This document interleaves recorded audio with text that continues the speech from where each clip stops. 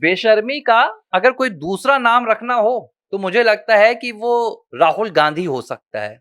और ये बात मैं क्यों कह रहा हूं, अभी हाल ही में जब भारत मंडपम में पूरे देश ने देखा कि जो कांग्रेस के यूथ कांग्रेस के नेता थे उदय भानु और उनके साथ तमाम उनके कार्यकर्ता, उन्होंने बढ़िया भारत मंडपम में जाकर अंतरराष्ट्रीय मेहमानों के सामने, अंतरराष्ट्रीय प्रतिनिधियों के सामने भारत के एआई समिट में भारत की छवि को धूमिल किया था।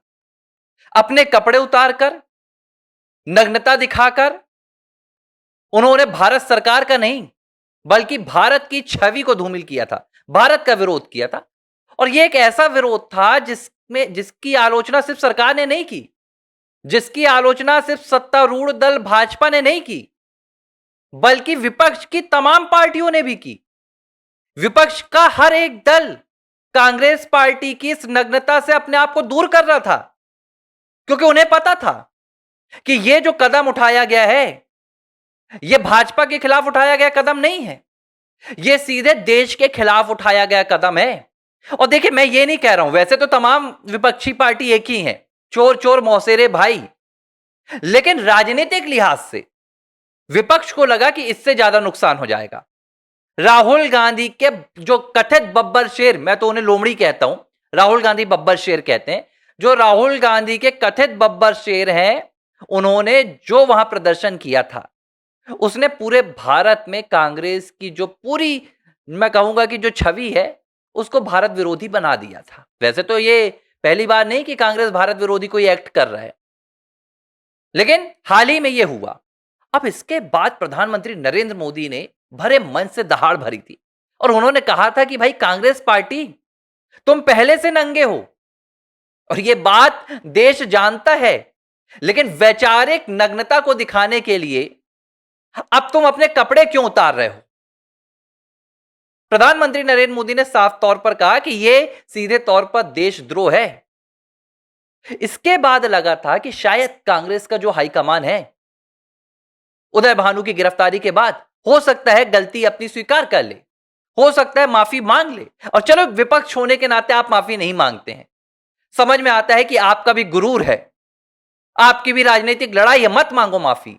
लेकिन हद बेशर्मी की तब पार हो गई जब राहुल गांधी ने बीते दिन महिला कांग्रेस मोर्चा ओबीसी का जो कार्यक्रम था, उस कार्यक्रम में जाकर इस बात के लिए दहाड़ भर दी और क्या कहा कि अभी देखा था ना एआई जो समिट हुआ था, वहां पर कैसे हमारे यूथ कांग्रेस के कार्यकर्ताओं ने काम कर दिया, मतलब काम तमाम कर दिया।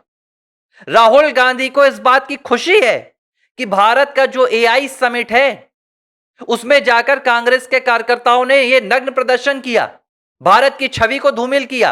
अंतरराष्ट्रीय मेहमानों के सामने यह दिखाया गया कि भारत का विपक्ष, भारत का लोकतंत्र, भारत की सरकार कितनी कमजोर है, यह दिखाने का पूरा प्रयास था।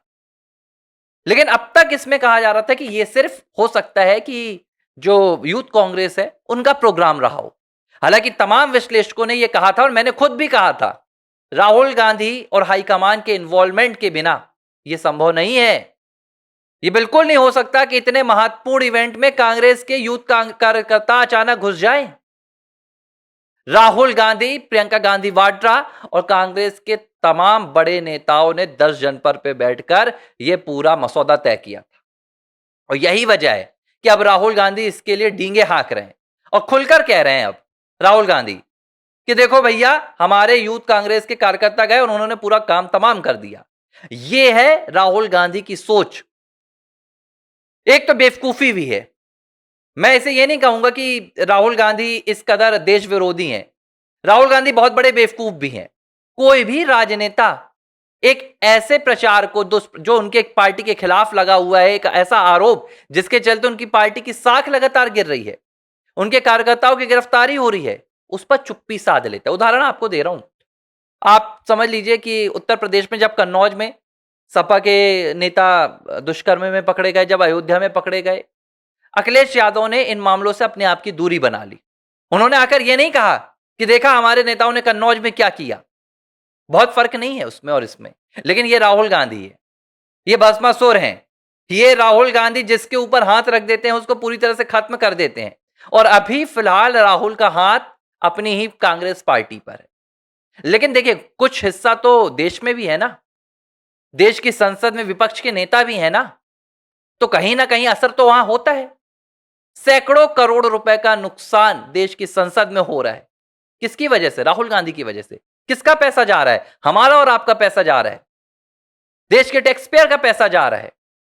तो यह भस्मासुर से मुझे लगता है सरकार को बचाना पड़ेगा, और सरकार नहीं बचा सकती है तो मुझे लगता है देखो, हर जिम्मेदारी सरकार की नहीं होती है।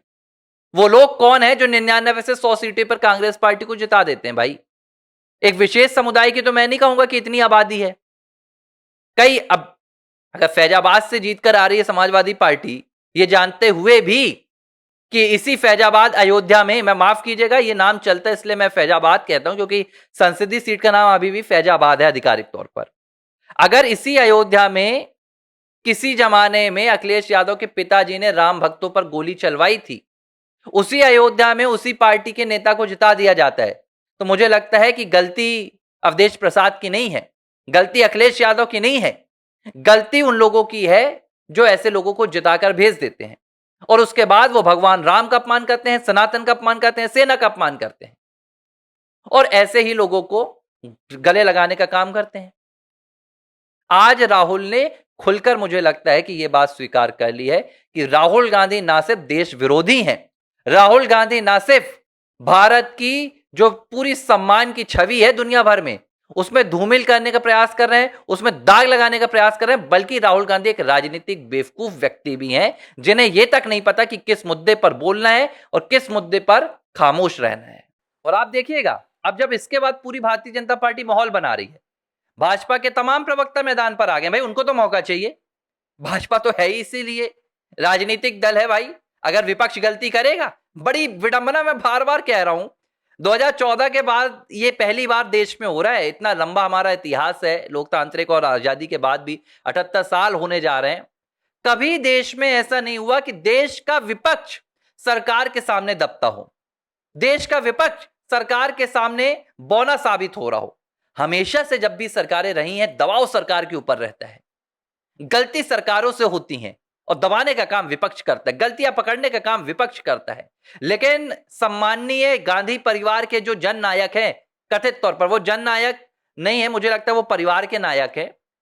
यही एक ऐसे नेता हैं जिन्होंने पिछले 12 सालों में पूरे विपक्ष को धराशायी करवाया है सरकार के जरिए। इस तस्वीर को आप देखेंगे कि भाई सरकार के प्रवक्ता, एक सत्तारूढ़ पार्टी के प्रवक्ता आकर विपक्ष की गलतियां निकाल रहे हैं, विपक्ष को देशद्रोही बता रहे हैं कि विपक्ष किस तरह से देश विरोधी काम कर रहा है। इससे बड़ी मुझे लगता है कि दूसरी कोई बेवकूफी राजनीति में मैंने तो ना पढ़ी और अब तक तो ना देखी है। आपने कहीं देखी हो तो मुझे बताइए कि कभी कोई ऐसा विपक्ष का नेता रहा हो जिसने अपने ही पैर में कुल्हाड़ी मारने का काम किया हो, तो मैं भी पढ़ूंगा।